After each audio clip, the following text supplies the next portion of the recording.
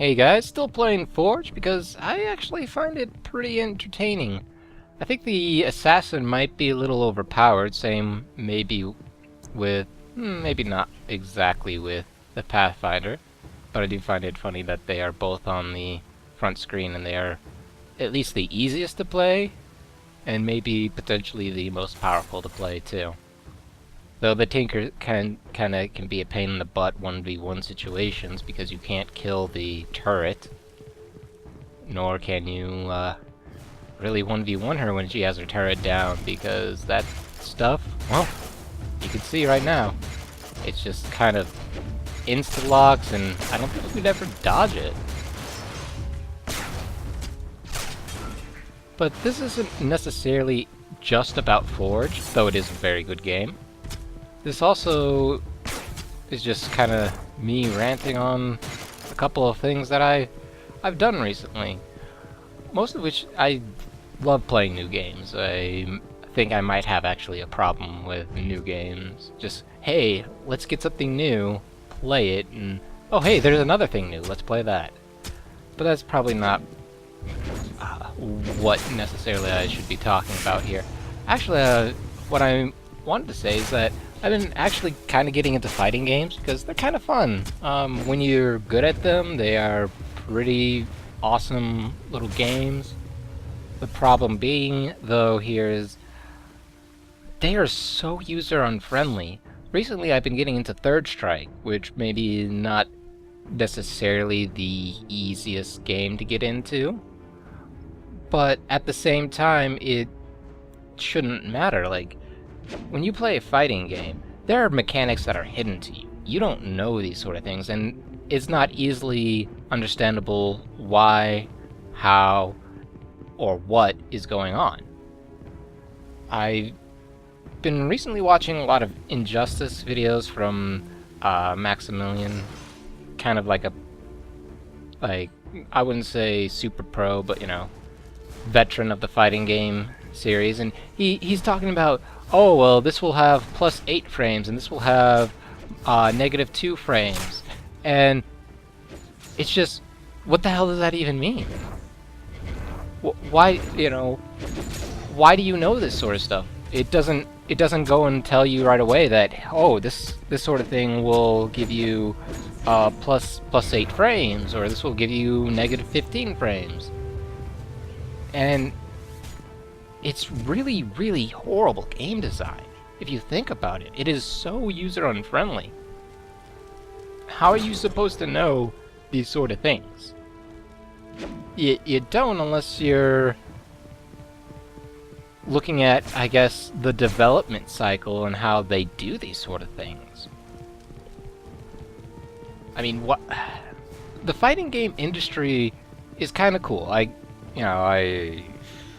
The kind of fighting games I play are all over the board. I like Tatsunoko vs. Capcom, which is really funny because same company made the game, and it's kind of easy to tell what's a safe move to use, what's not a safe move to use.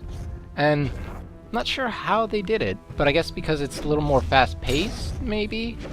Or like the slightest thing can be punishable. But at least there, you're not... You could say, like, oh, if I play Batsu and I use my Hadouken thingy, you could tell, like, oh, it's got a long startup and a long finish time. It's so easily able to be told. But, I don't know, in Third Strike, you could just be constantly pressured in the corner because, hey, you don't know what's punishable, and what you thought might be punishable is in fact not. And I just feel like that is so user-unfriendly. I don't like it. I think they may need better tutorials for newbies. Otherwise, the game's it's gonna go downhill really fast, like the whole fighting game genre. And people may not like Smash as a fighting game, but comparatively, it's way easier to get into because you can kind of tell right away what you're doing, what you should be doing. I don't know. That might just be me, though. It's... I think it's a big issue because a lot of other game types, a lot of other genres, you get almost instant feedback and instant knowledge of what's going on around you. Even first-person shooters. It's not hard to be like, oh, a sniper rifle. Well, yeah, that's gonna... If you shoot somebody in the head, it's gonna kill someone. Or... You know, or even the grenades. Even though they're small, you could easily see them. And generally, some of them have indicators because most of the new graphics have really kind of blurred things, I guess would be the right thing to say, is so they have to have indicators, but not always. But either way, it's just that I feel like the game really, or fighting games in general, really suffer from maybe catering too much to the fighting game community, like the veteran fighters. And there's really nothing wrong with that. It's just something that you can't live off of veterans alone. As much as I'd love to say, yeah, no, you know, oh, be as hardcore as you want to be, it's not going to be that way because it's just ridiculous. There's no possible way. I don't know, it's just... Like, I want to love fighting games, but they're so user-unfriendly. And actually, another weird topic, speaking of user-unfriendly, is recently my brother, for the past 3 days, hasn't been having internet, and I was just like, well, that's kind of weird. Everything... I did all the diagnostics, all the everything about it.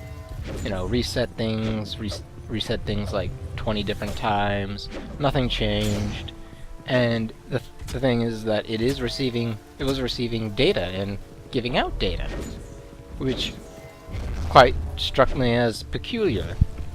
And then I noticed something, because I was a bit frustrated, so I wanted to look at the task that he was running.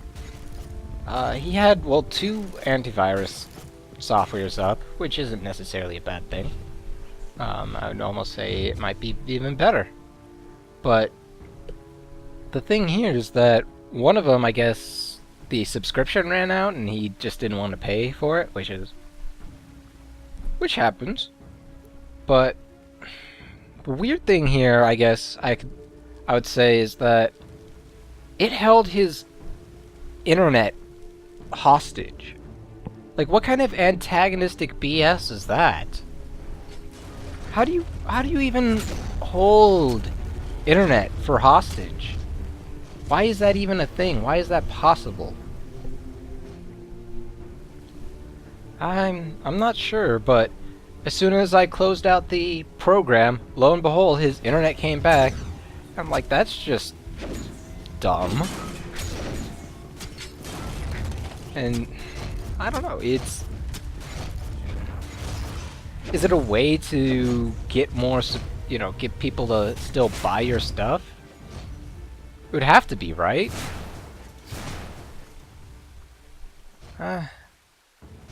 Either way, we eventually uninstalled it, and hey, he has internet back fully like he should have had in the first place. Well, I guess that's my rant for today, just on weird crap that I've seen. Thanks for listening and viewing in.